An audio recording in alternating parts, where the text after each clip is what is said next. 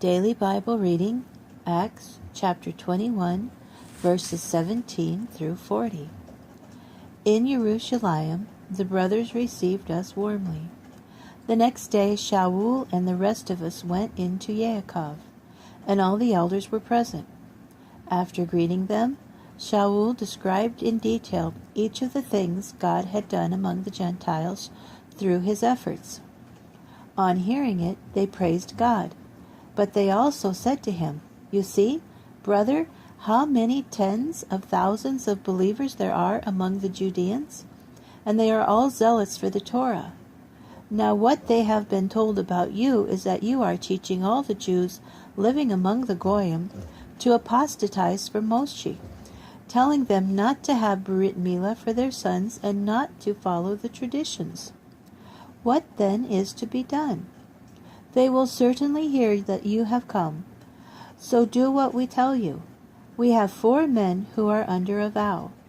Take them with you, be purified with them, and pay the expenses connected with having their heads shaved. Then everyone will know that there is nothing to these rumors which they have heard about you, but that, on the contrary, you yourself stay in line and keep the Torah.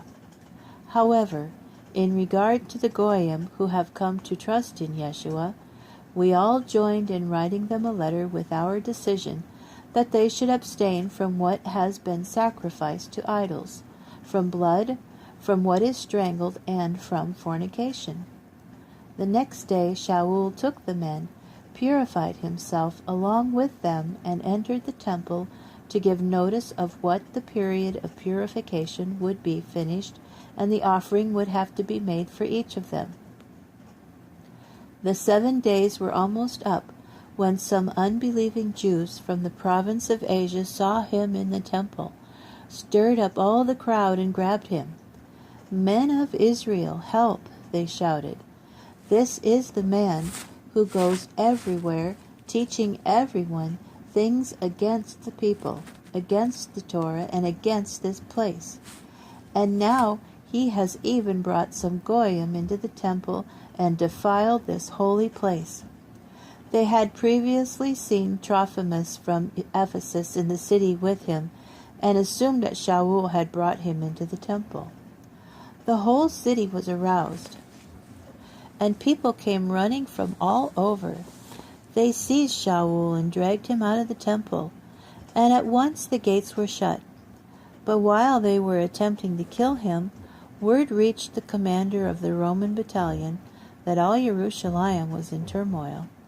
Immediately he took officers and soldiers and charged down upon them. As soon as they saw the commander, they quit beating Shaul.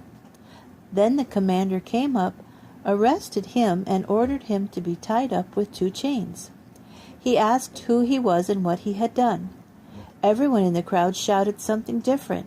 So, since he couldn't find out what had happened because of the uproar, he ordered him brought to the barracks.